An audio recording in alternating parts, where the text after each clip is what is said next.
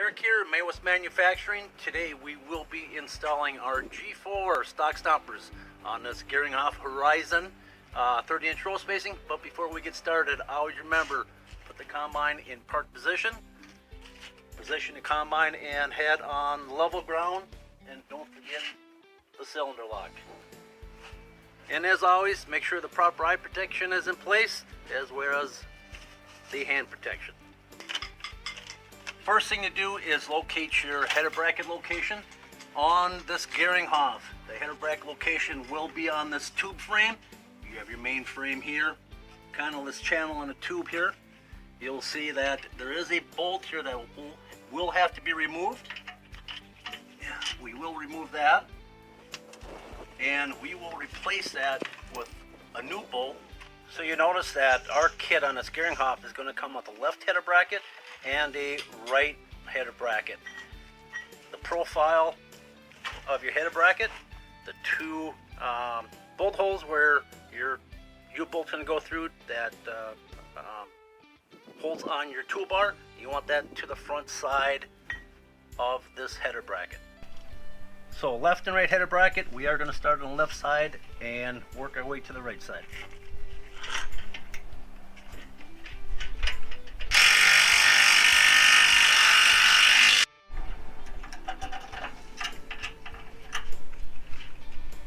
We are going to test an initial height before we install all the shoes.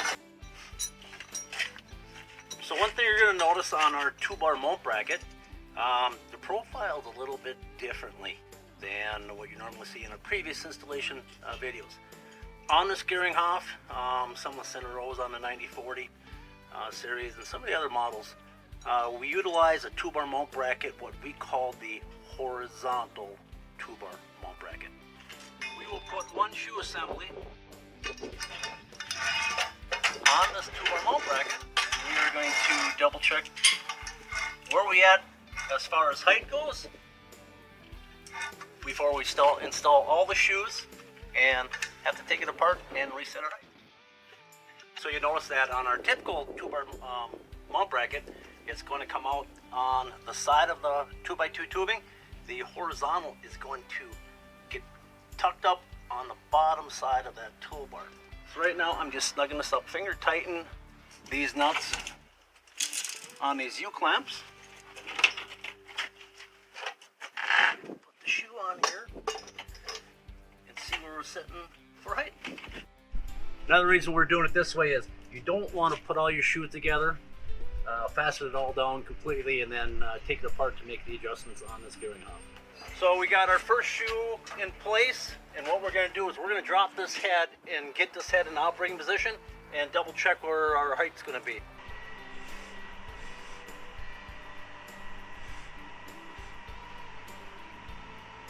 So we have our head in operating position. You can see that our shoe is just a fraction off the ground.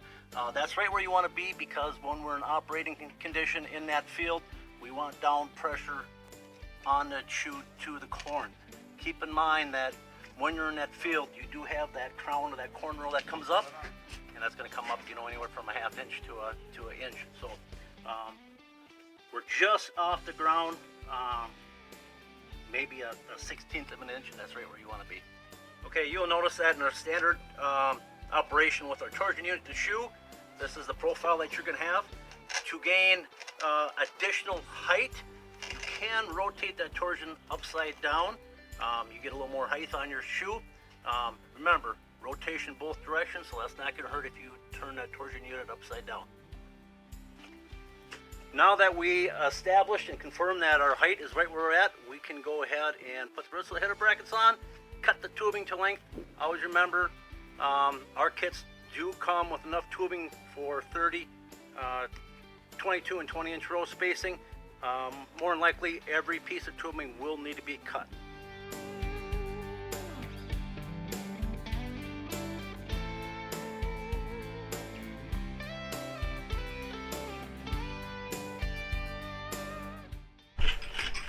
Okay, we have all the header brackets installed, tightened up. You will notice again, getting back to the left and right side, this toe is going to stick to the right, and on the left side on this header bracket, that nose is going to stick right to your left.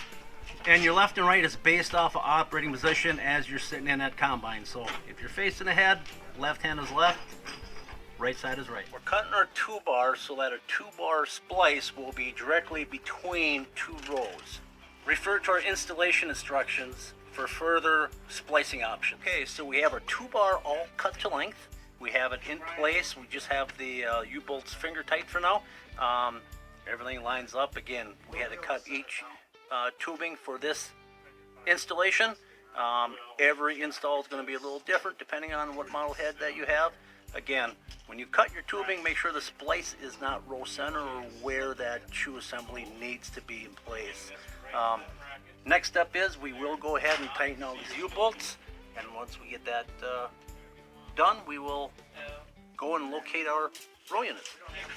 On this particular Geringhoff Horizon, splice kits are optional on all kits up to 18 rows, and that's mainly due to the fact that there are several header brackets that will eliminate the need for a splice plate. Again, if you would like a splice plate on these kits are optional. Reference your Maywest catalog or check us out on the web, maywest.com. Again, once we get everything tightened up on the header brackets, 2-bar all tightened up, we locate the shoe assemblies, and again with the buddy system, have one individual sitting in front of the corn head looking down row center, and you can guide the individual installing the shoe assembly. To my right, your left. Our Geringhoff Horizon 12 rows all installed with our G4 Stalk Stomper kit. You can see they sit all parallel with one another. And now we will set the head down and see what it looks like with the head in operating position. So there you have it. That's a wrap on this Geringhoff Horizon install. All 12 rows lined up perfectly, as well as the perfect height adjustment. One note, always remember, when not in operation, if you're going to remove this corn head from that combine, either rotate those shoes a quarter turn or a half a turn, or remove the shoes completely. Do not put all the weight of that corn head on the shoes for a longevity of time.